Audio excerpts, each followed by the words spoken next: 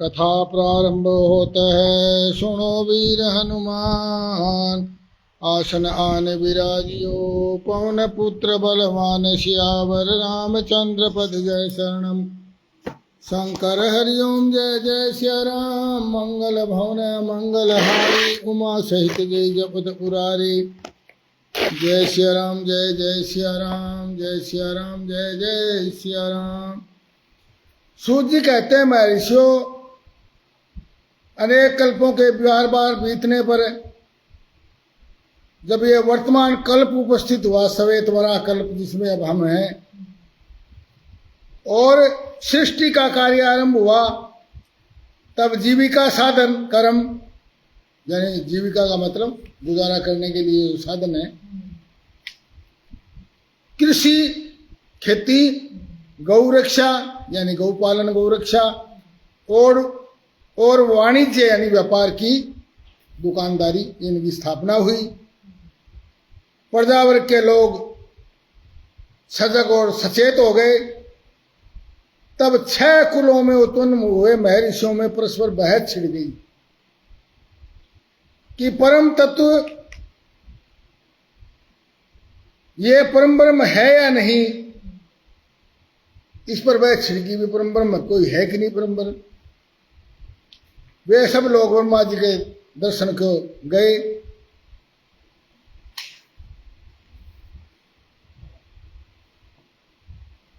वहां जाकर मुनियों ने साक्षात ब्रह्मा जी को देखा। ब्रह्मा जी के स्तुति की उन्होंने। ऋषि बोले,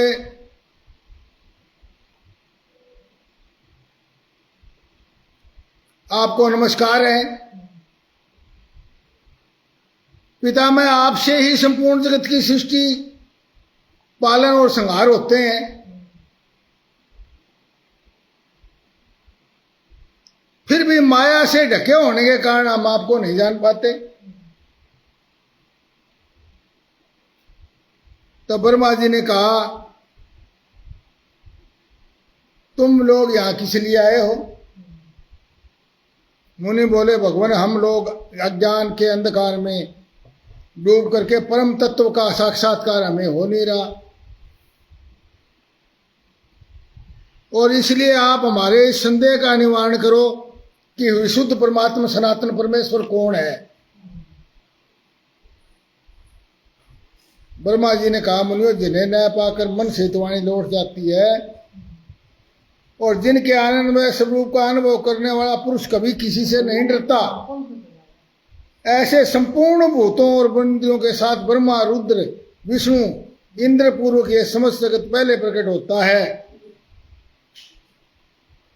संपूर्ण ऐश्वर्य से संपन्न होने के कारण उसका नाम सर्वेश्वर भी है,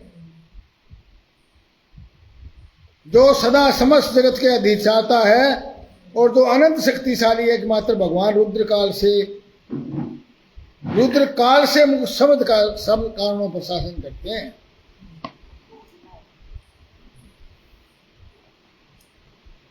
और सनातन वेदों में भी ऐसा लिखा है कि एकमात्र महादेव महेश्वर को ही अपना आराध्य देव मानना चाहिए, दूसरा कोई पद उपलब्ध नहीं।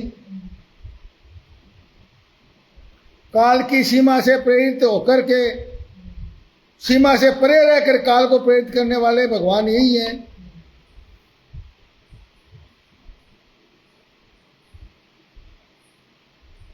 यही सबको विभिन्न कार्यों में नियुक्त करने वाले हैं और पराभक्ति से इनका दर्शन होता है।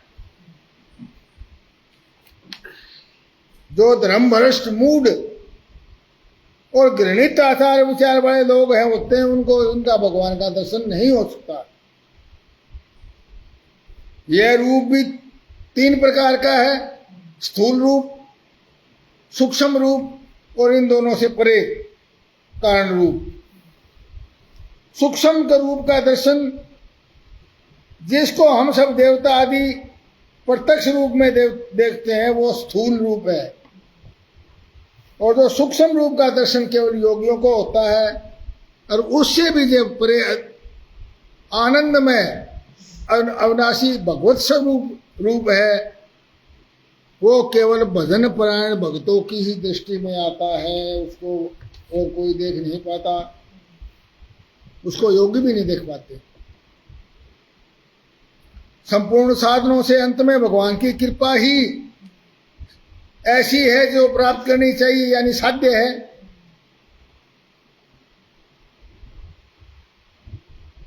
कर्मों के त्याग का अभिप्राय उसके फलों के त्याग से है। कर्मों का त्याग कर दोगा मतलब कर्म तो करो, कर्म नहीं त्यागने, उनके फलों का त्याग कर दो।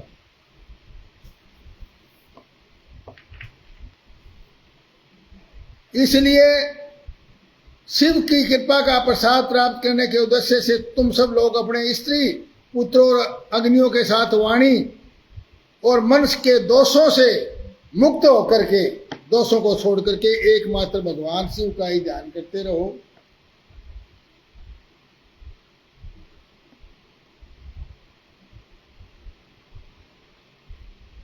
एक 1000 दिव्य वर्षों तक दीर्घकालिक यज्ञ का आरंभ करके और उसे पूरा करो। पहले जाओ 1000 दिव्य वर्ष, देवताओं के जो वर्ष हैं, और यज्ञ के अंत में वहां पर वायु देवता पधारेंगे। फिर 1000 दिव्य वर्षों का जब यज्ञ करोगे, यज्ञ जब समापन होगा, तब जाकर के वायु देवता वहां पधारेंगे। वे तुम्हें वहां पर, वो तुम्हें आगे उपाय बताएंगे कल्याण का।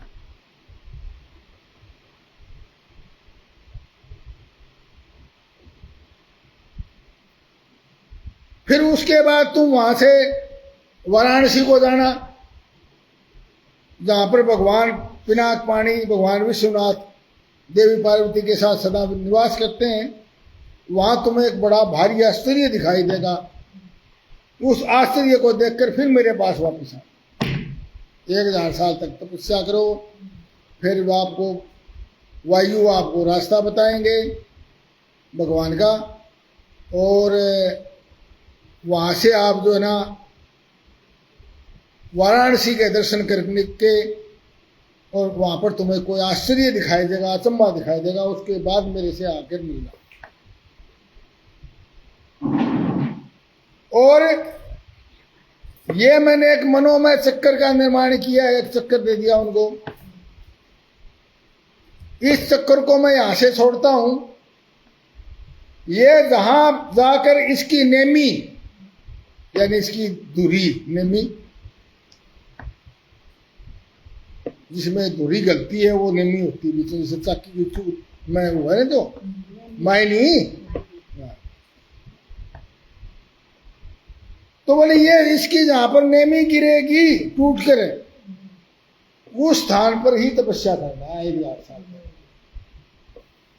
भी कहां तपस्या करें, तो बोला ये पूछने की जरूरत नहीं, ये चक्कर चला दिया, इसके पीछे पीछे चलो, ये जहां पर जाकर के इसकी नेमी गिर जाएगी उस स्थान पर जाकर 1000 साल तप करना।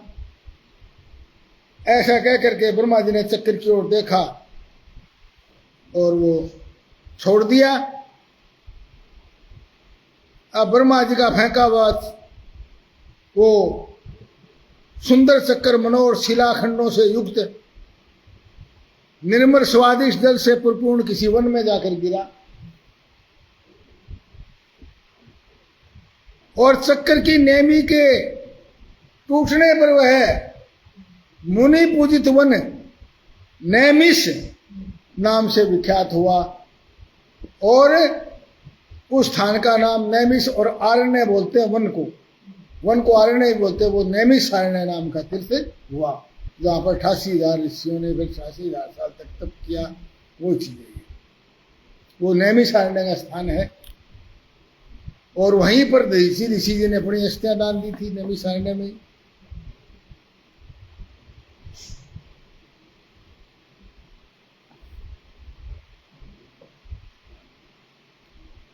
तभी से नैमिषारण्य ऋषियों की तपस्या के योग्य स्थान बन गया। सूत जी कहते हैं उस समय उत्तम व्रत का पालन करने वाले उस देश में उन महर्षियों ने महादेव जी की आराधना करते हुए एक महान यज्ञ किया। और जब वो यज्ञ संपूर्ण हुआ 1000 दिव्य वर्ष के पश्चात। तो आज्ञा वहां पर ब्रह्मा जी की आज्ञा से वायुदेव उपस्थित होकर के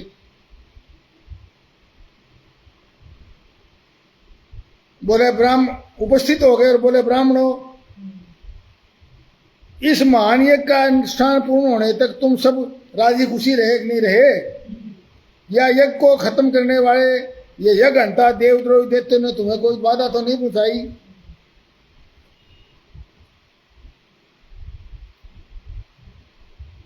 मुनियों ने कहा प्रभु, हमारे कल्याण की वृद्धि के लिए जब आप यहां स्वयं आ गए हैं तो अब हमारा सब प्रकार से भलाई होगा।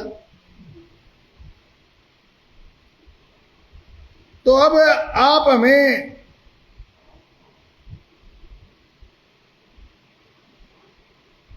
वृत्तांत सुनाओ। तो कहा ब्राह्मणों, रुद्रदेव सबसे श्रेष्ठ है।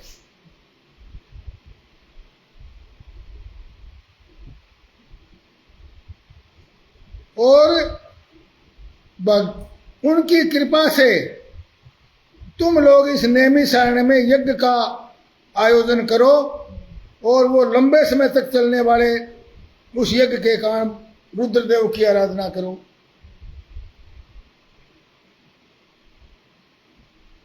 बोला ऐसा जो है हमें ब्रह्मा जी ने कहा था, वहां प्रकट होंगे। हमारे बड़े भाई साहब मनोहर लाल शर्मा जी, हर हर महादेव।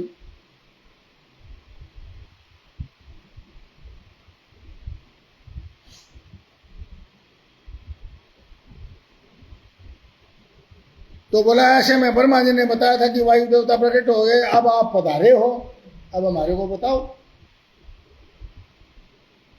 तो वायु देवता बोले महर्षियों, 19वें कल्प का नाम श्वेत लोहित कल्प समझना चाहिए, और उस कल्प में चतुर्मुख 4 मुख वाले ब्रह्मा ने हमारे बड़े भाई साहब मनोहर लाल शर्मा जी, हर हर महादेव, चंद्रशेखर जी, सतीश भारद्वाज जी, हर हर महादेव। और उन्होंने सृष्टि की रचना करने के लिए तपस्या की।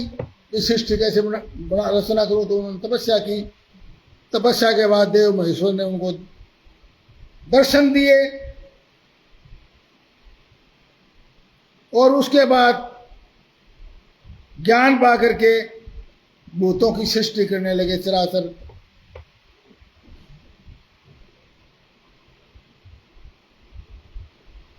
मुनियों ने कहा, हाँ, ज्ञान पाकर विश्वकर्मा चतुर्मुख ब्रह्मा संपूर्ण चराचरों की भूतों की सृष्टि करने लगे। फिर भगवान शिव से सुनकर ब्रह्मा जी ने अमृत ज्ञान प्राप्त कर लिया। मुनियों ने पूछा और बोला, इसलिए मैंने तपस्या के बल पर उन्हीं के मुख से उस ज्ञान को प्राप्त किया। वायु देवता बोले, मैंने ब्रह्मा जी से भी इस ज्ञान को प्राप्त किया। तो बोले कि वो ज्ञान कौन सा है वो बताओ। वायु देवता बोले, मैंने पूर्व काल में पशुपति का जो ज्ञान प्राप्त किया था वो सुनिए। वस्तु के विवेक का नाम ज्ञान है, और वस्तु के 3 भेद बताए गए हैं। 3 तरह की वस्तु है। पहली कौन सी? जड़, यानी ये प्रकृति, पहाड़, पत्थर, पृथ्वी, जड़। दूसरी चेतन, जिसमें जीव आ गए, जिसमें सांस नाटना ये है, चेतना है जिनमें। और उन दोनों का नियंता परमेश्वर। ये 3 वस्तु है संसार में, जड़, चेतन और परमात्मा।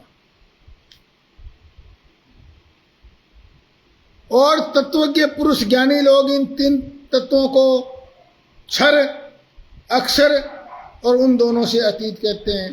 क्षर का मतलब नष्ट होने वाली, तो जड़ चीज है वो तो नष्ट हो जाती है, जब प्रलय होती है। और अक्षर जीव, चेतना, वो नष्ट नहीं होती, वो अक्षर है। और उनसे दूर जो है, उनसे भी परे कौन है? परमात्मा, जड़ और चेतन, और तीसरा परमात्मा बताया था ना। तो तीनों से, इन दोनों से परे है वो,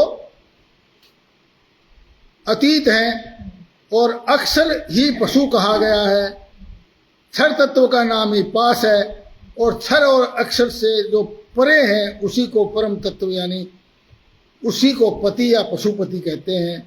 प्रकृति को अक्षर कहा गया है, जीव को अक्षर कहा गया है, और इन दोनों को जो प्रेरित करता है वो परमात्मा है।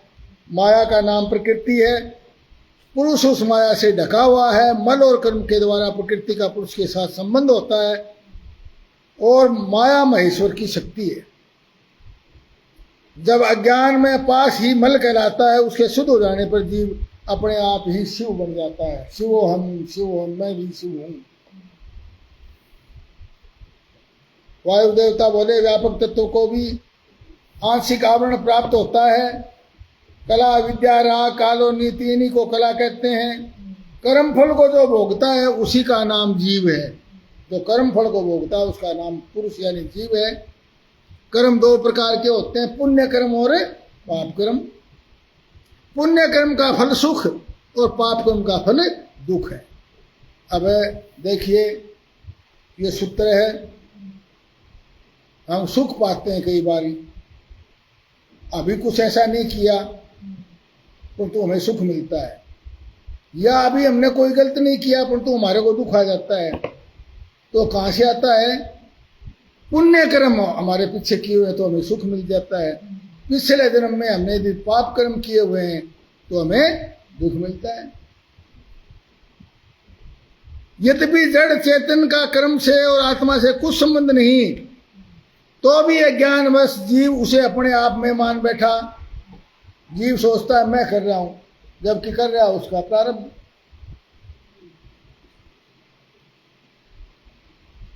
जब भगवान की कृपा से, महेश्वर की कृपा से मल का नाश हो जाता है तो पुरुष निर्मल होकर के शिव के समान हो जाता है। सुख और उसके हेतु को सात्विक कहा गया है। सुख सात्विक कर्म के द्वारा, सतोगुण के द्वारा, और दुख के कारण राजस हैं, और जड़ता और मोह तमोगुण के कार्य है। जड़ता हो जाना या मोह में आ जाना, मोह के अंदर बिल्कुल फंस जाना, काम क्रोध लोभ मोह अहंकार इनके बिल्कुल फंस जाना, वो तामसिक गुण है। सात्विक वृत्ति ऊपर ले जाने वाली है और तामसिक वृत्ति नीचे डालने वाली है। अधोगति यानी नीचे की गति है, नरक की तरफ। और राजसी जो वृत्ति है वो बीच में रखने वाली है। पृथ्वी पर रहने वाले राजसिक लोग ज्यादा है, इच्छा से काम करते हैं अपने।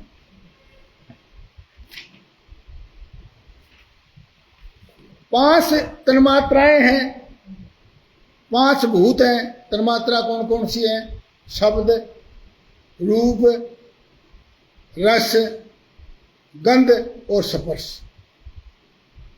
5 भूत, पृथ्वी, जल, वायु, आकाश और अग्नि, 5 तत्व, ये 5 भूत हैं। और 5 ज्ञानेंद्रियां हैं जिनसे हमें ज्ञान होता है। आँख, नाक, कान, मुंह, ये हमारी 5 क्या है? ज्ञानेंद्रियां हैं। और 5 कर्मेंद्रियां हैं, और एक प्रधान चित्त यानी मन, और महतत्व बुद्धि। महतत्व बोलते हैं बुद्धि को। आदमी अपने आप को बुद्धिमान समझने लग जाता है तो वो अपना अहंकार आ गया ना, तो महतत्व हो गया। और अहंकार और मन, ये 4 अंतःकरण मिलकर के 24 तत्व हो जाते हैं। 5 तन्मात्राएं, 5 तत्व, 5 तन्मात्रा, 5 तत्व 10, और 5 ही ज्ञानेंद्रियां 15, और 5 ही कर्मेंद्रियां 20, और एक चित्त 21, और अहंकार 22, मन 23, और बुद्धि महतत्व 24। ये 24 तत्व माने गए हैं। महेंद्र यादव जी, हर हर महादेव।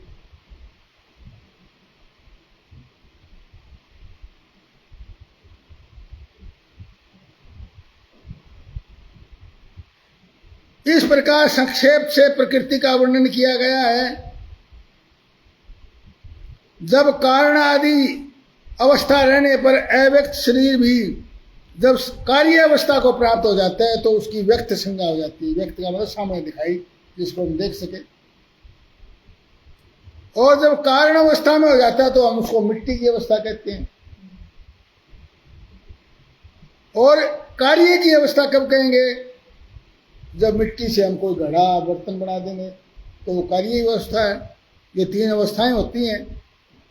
इसलिए कारण, कर्ण और उनका आधारभूत शरीर तथा भोग्य वस्तु है, दूसरा कोई नहीं। मुनियों ने पूछा, प्रभु इंद्रिय शरीर से किसी आत्मा नामक वस्तु की वास्तविक स्थिति क्या है?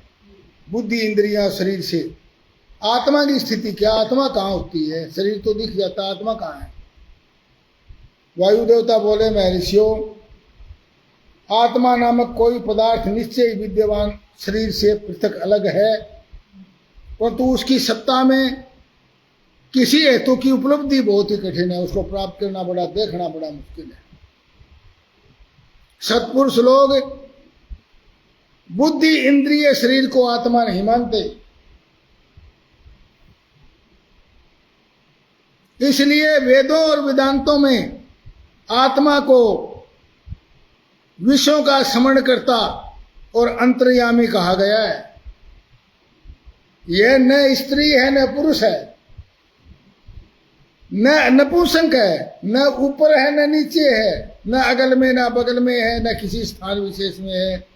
यह संपूर्ण चल शरीरों में, जो जीवित शरीर है, चल शरीर है, उनमें किसी न किसी स्थान में विशेष में निराकार और अविनाशी रूप से स्थित है। ना इसका कोई आकार है, ना ये नष्ट हो सकती है, अविनाशी। केवल ज्ञानी पुरुष ही निरंतर अभ्यास करने से, विचार करने से, मोनू शर्मा जी, हर हर महादेव, उस आत्म तत्व का साक्षात कर पाते हैं। केवल ज्ञानी।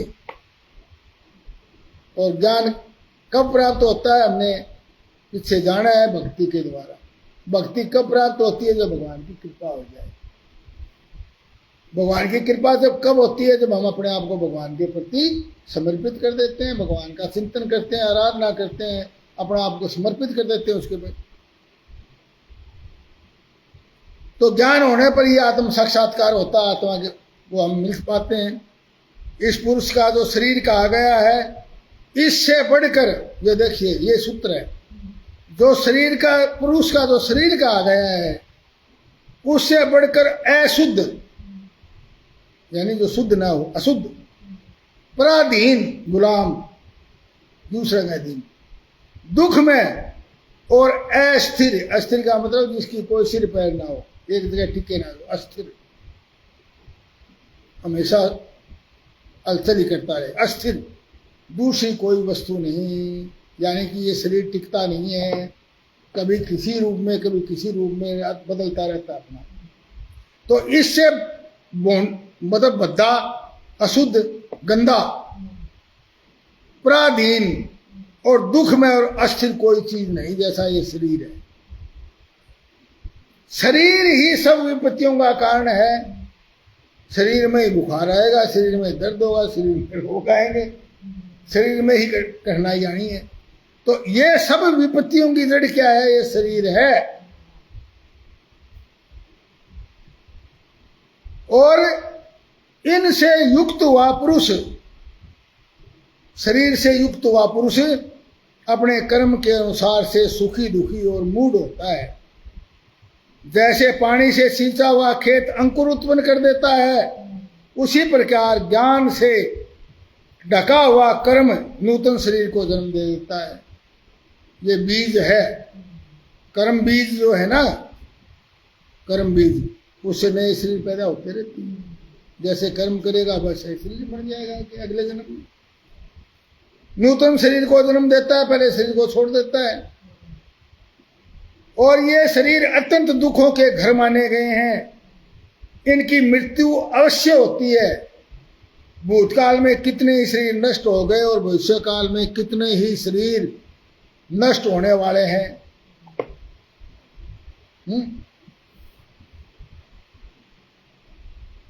खलक चबे ना, झूठे सुख को सुख कहे, मानत है मनमोद, और खलक चबे ना काल का, कुछ मुख में कुछ बोल। तो इस सुख को जो हम सुख मान रहे संसारी को, ये झूठा है, और इसको मान के सुख को हम सुख आनंदित हो रहे हैं।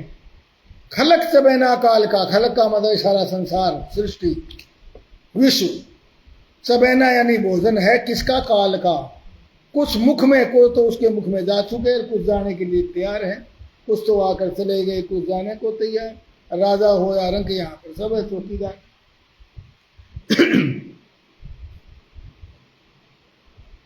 किसी भी शरीर में जीव आत्मा अनंत काल तक नहीं रह सकती। यहां स्त्रियों, पुत्र, बंधु बांधवों से जो मिलन होता है, जो मिलन होता है किससे? स्त्री, पुत्र, बंधु बांधव,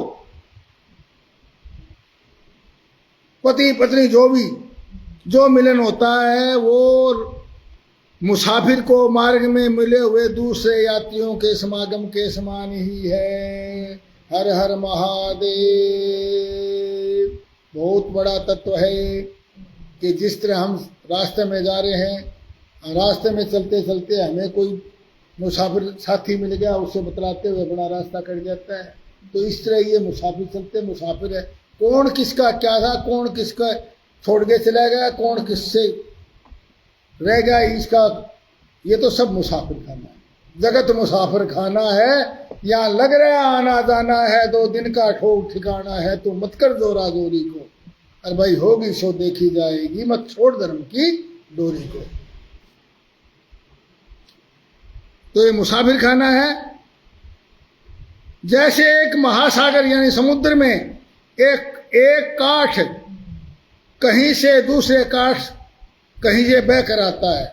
नदियों में, जंगलों में से नदी आती है, उसमें पेड़ गिर जाते हैं, काठ का मतलब लकड़ी, और बह करके आकर के वो समुद्र में मिलती है। नदी तो खत्म थोड़ी होती है, नदी जाकर के समुद्र में मिल जाती है। और वो काठ एक कहीं से आता है काठ, और दूसरा काठ कहीं से आता है, तीसरी नदी से आता है। जैसे एक काठ कहीं से और दूसरा काठ कहीं से बहता आता है, वे दोनों काठ कहीं थोड़ी देर के लिए आपस में मिल भी जाते हैं। किसी की गति तेज है, किसी की कम है, कहीं की मिल जाएंगे, टकरा भी जाते हैं, मिल भी जाते हैं, और फिर बिछुड़ भी जाते हैं। हर हर महादेव। तो ये शरीर इसी तरह काठ है। इसी प्रकार इन प्राणियों का समागम भी संयोग और वियोग से युक्त है। कभी संयोग हो गया, कभी बिछुड़ना हो गया, कभी मिलना हो गया। रास्ते में फिर मिल जाते हैं काठ, फिर दूर हो जाते हैं, बस हिचकोड़े खाते रहते हैं। ब्रह्मा जी से लेकर स्थावर प्राणियों तक सभी जीव पशु कहे गए हैं। ब्रह्मा जी को भी पशु कहा गया यहाँ। उन सभी पशुओं के लिए यह दृष्टांत या दर्शन शास्त्र कहा गया है। यानी ब्रह्मा जी की भी मृत्यु है। कभी हम सोचते हैं कि ब्रह्मा जी तो सारा न बनाएंगे, उनकी भी मृत्यु निश्चित है, उनकी भी उम्र है। जीव पासों में बंधता रहता है, सुख दुख भोगता रहता है, इसीलिए पासों में बंधने का, यानी बंध पास किसको बोलते हैं? जकड़,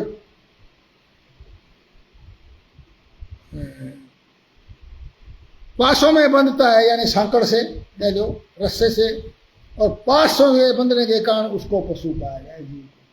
जीव का दूसरा नाम पशु है। हर हर महादेव। और पशुओं के पति कौन है? पशुपतिनाथ महादेव। तो सबके पति मालिक, पति का मतलब मालिक, भगत सतीश कुमार घोड़ेला जी। हर हर महादेव। हमें कल आप दधीची जयंती पर आपका सत्संग सुनने का मौका मिलने वाला है, और कल भंडारे में आपके दर्शन होने वाले हैं पंडित हजारीलाल सदन में। इसके लिए आपको बहुत बहुत साधुवाद। यह ईश्वर की लीला का साधन भूत है, ऐसा ज्ञानी महात्मा कहते हैं। एक सूचना में बीच में बात आएगी है, कल भादो शुक्ल अष्टमी महर्षि दधीची जी का जन्म दिवस है, और राधा अष्टमी भी इसी दिन होती है।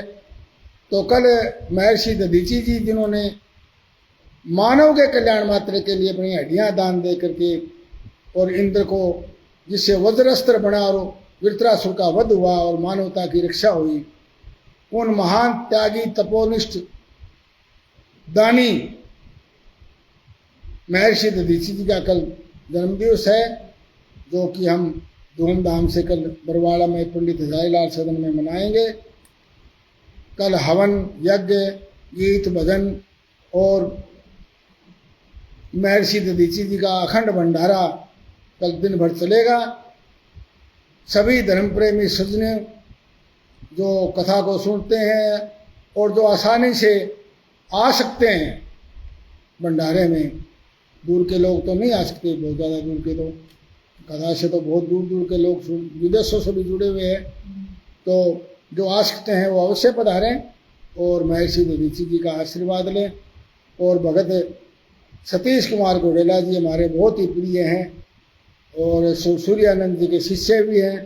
आप बहुत अच्छे भजन गायक हैं। कल पूरा दिन इनका पंडित हजारीलाल सदन में इनके द्वारा भजन गायन कीर्तन होगा, उसका भी आनंद लें सब लोग। हर हर महादेव।